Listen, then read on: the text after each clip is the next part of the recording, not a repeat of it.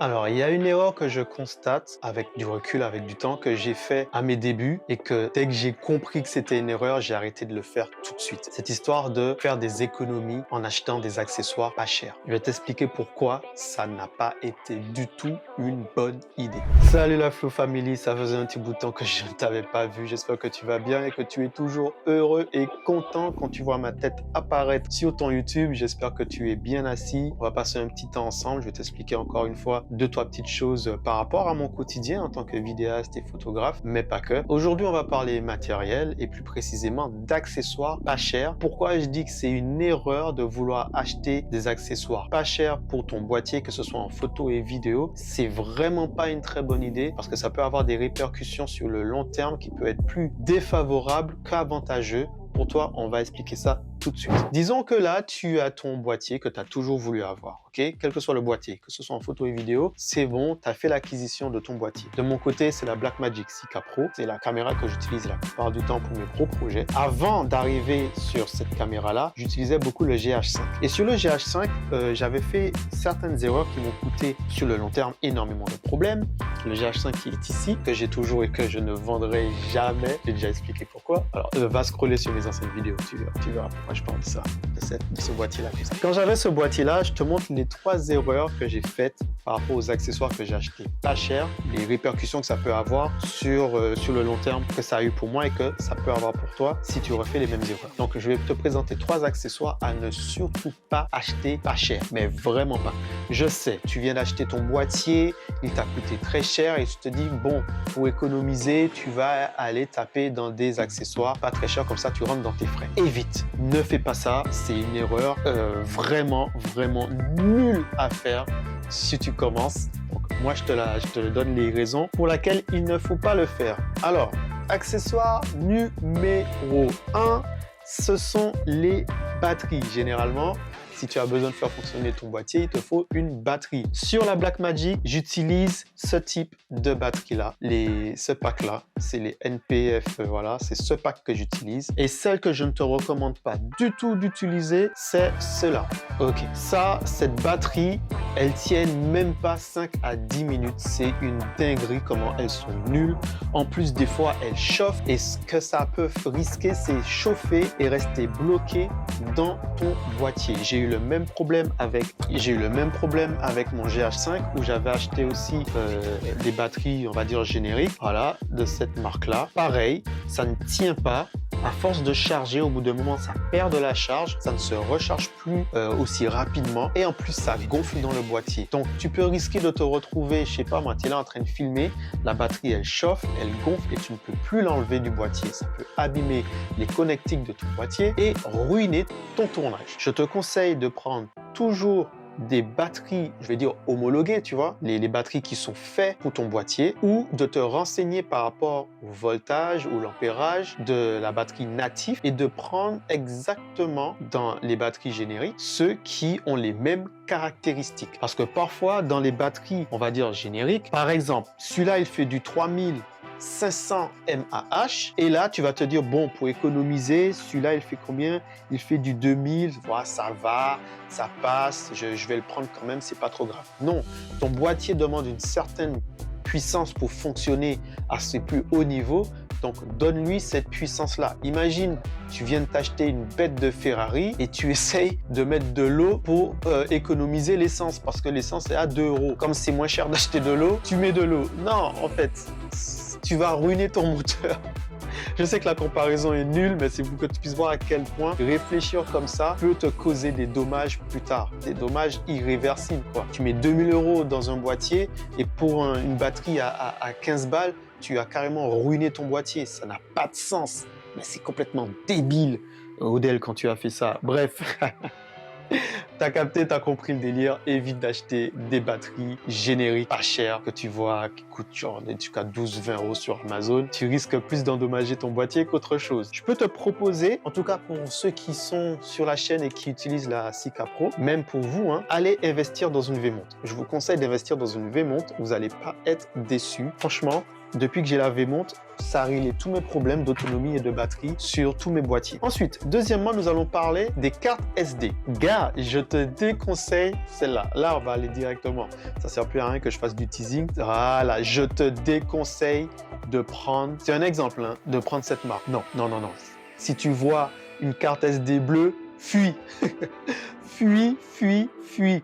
Alors, je te conseille de prendre directement des cartes SD avec une haute vitesse d'écriture directe. Ne va pas essayer de chercher des 90 Mbps ou même du 120. Va taper dans minimum du 170. Si tu peux, fais comme j'ai fait. Moi, j'ai tapé directement dans du 300. Je me casse même plus la tête. Qu'est-ce qui peut se passer si tu prends une carte SD pas chère? Ben, généralement, les cartes SD pas chères, sauf si c'est une promotion, mais les cartes SD pas chères que tu vois qui font du 90 Mbps, du 120 en 16 Go, bref, c'est vrai que c'est pas cher, mais qu'est-ce que ça peut entraîner? Ça peut endommager tes fichiers au moment où tu enregistres sur la carte SD. Ton boîtier peut te dire que le format d'écriture n'est pas supporté par rapport à la carte qui est insérée. Et là, tu te retrouves avec une incapacité de filmer parce que ta carte SD n'est pas assez puissante. Tu as voulu acheter une carte SD pas chère, tu la mets dans ton boîtier et là, le boîtier te dit, mais frère, je peux rien écrire avec ça, il n'est pas assez puissante ta carte SD. Un conseil, 170 Mbps minimum. Franchement, minimum, MBS minimum, je suis la MPPS. Bref, je fais le mec qui connaît les jargons d'après lui là. Et t'as capté hein, que moi je suis pas trop dans le jargon vraiment technique. Hein. Je te dis juste mon expérience. Je suis juste un gars lambda qui aime la photo et la vidéo. Et je te partage mes expériences. Enfin, et dans le cas où on est, que tu puisses pas faire les mêmes erreurs que moi. Donc les cartes SD, ne tape pas dans les cartes SD qui coûtent pas cher. Ça va pas être utile. Combien de fois à cause de ces cartes là, moi je croyais que c'est moi qui gérais mal l'enregistrement sur mon boîtier et c'est après que je me suis rendu compte que non, c'est ma carte qui foutait la merde. Des fois, je me retrouvais avec des fichiers endommagés, des fichiers manquants, il n'y avait plus de place, ça supprimait les fichiers, ça c'était énorme. Ça supprimait carrément les fichiers. Au bout d'un moment, après 2-3 formatages, la carte ne veut juste plus fonctionner. Ça, c'est rageant, c'est relou. Donc voilà. Et tu peux te retrouver avec le fait que des fois, les petites lamelles qui se cassent à l'intérieur, la carte reste bloquée dans l'entrée de ton boîtier. Bref, c'est un bordel.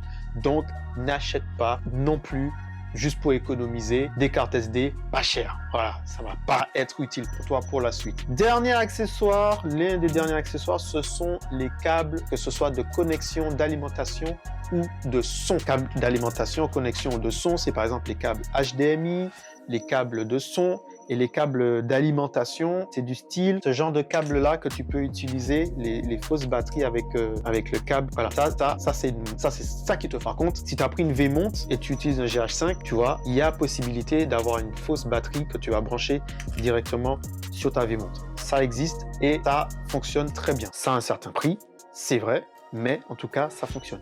Ce que je disais pour les connectiques, c'est éviter d'aller acheter des câbles HDMI pas chers et voilà ce que ça peut risquer. Quand tu branches ton câble HDMI directement dans ton boîtier, tu vois ici là, le support, si ton câble est trop rigide, et je te donne un exemple avec ce que j'avais fait comme erreur avant, ça ne m'avait pas coûté très cher, donc j'avais acheté ça, ouais, parce que c'était long et ça me permettait. Donc, si mon boîtier ne bouge pas, il est posé, il n'y a pas de problème. Mais la plupart de mes vidéos, je suis toujours en mouvement. Quand tu as des câbles qui sont rigides, quand tu fais du déplacement, quand ta caméra, elle bouge, si au moment ton câble, il est trop dur, il est trop rigide, ben en fait, le mouvement de la caméra, le mouvement de ton boîtier avec ton câble branché dedans, ton câble, malheureusement, voilà ce qui va se passer. Attends, je vais te montrer ça. Ton câble HDMI est dans ton boîtier. Quand tu vas bouger ton boîtier, si ton câble il est rigide, par exemple sur ton stabilisateur, ça va exercer une force. Tu vois, le câble, s'il est trop dur, ça va exercer une force dans ta connectique. Et à force justement de l'utiliser et de bouger, ça peut foirer l'entrée de ta connexion et ça peut endommager directement les connectiques de ton boîtier. Je te conseille de mettre le prix dans des câbles HDMI souples, tu vois, des câbles HDMI souples qui peuvent suivre et ne pas influer sur le mouvement de ta caméra et ne pas exercer de force sur la connectique de ton boîtier. Fais pareil pour tout ce qui est câble. Généralement, les câbles sont assez souples. Hein. Généralement, les câbles son, voilà. Les câbles son viennent comme ça. C'est des câbles qui sont assez souples. Investis dans des boîtes, dans des câbles qui ont la même souplesse que tes câbles son. Tu vois, ça c'est bien. Comme ça, tu fais ton petit tour de câble tranquillement et une fois que c'est branché à l'intérieur, ça bougera, mais le câble, comme il est souple, c'est le câble qui va bouger et pas la tête d'entrée qui est dans ton boîtier. Ça, c'est très important. Pourquoi? Parce que ça m'est arrivé, encore une fois, d'avoir branché un câble qui était super rigide dans mes mouvements, en fait, avec mon stabilisateur. Quand j'essayais d'aller dans certains angles et certaines directions, ben, le câble exerçait une force sur le boîtier et ça m'empêchait justement de bien filmer mon mouvement. Et des fois, du coup, comme ça exerçait cette force-là, ça pouvait endommager, comme je t'ai dit tout à l'heure, la connectique. Tu peux avoir des problèmes de connexion. Le câble, un coup, il fonctionne, un coup, il fonctionne pas. Ça, c'est pas du tout une bonne option pour toi sur un tournage. Tu as besoin d'avoir un retour écran. Et là, tu as le câble qui commence à déconner juste parce que tu as voulu faire des économies et acheter un câble pas cher à 6 € sur Amazon, livré en une journée. Et là, tu te rends compte que une fois que tu as branché le câble, ben, au bout de 2-3 essais, il ne fonctionne plus. C'est les petites erreurs d'accessoires que l'on a tendance à acheter pas cher, mais qui sur le long terme peut nous endommager nos boîtiers ou nous coûter plus de désavantages qu'autre chose. J'espère que cette vidéo-là t'a été utile. Si c'est le cas, n'hésite pas à commenter, à partager, me mettre un petit like pour le référencement. Permet à ma chaîne de rester et de monter petit à petit. Nous sommes en route pour les 1000 abonnés, les gars. On n'oublie pas, viens t'abonner sur cette page, donne-moi de la force. Chaque abonnement que je reçois, c'est un encouragement pour continuer, pour me dire, OK, prends la cam, fais ce que tu aimes faire.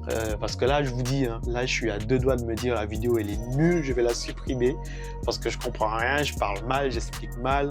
Bref, mais bon, je sais que certaines de mes vidéos ont pu aider certains d'entre vous, en tout cas au moins à démarrer et aller chercher d'autres astuces ou des compléments d'informations sur d'autres chaînes. Donc voilà, ça fait plaisir si j'ai pu être le départ de votre inspiration ou de votre aspiration pour la photo et la vidéo.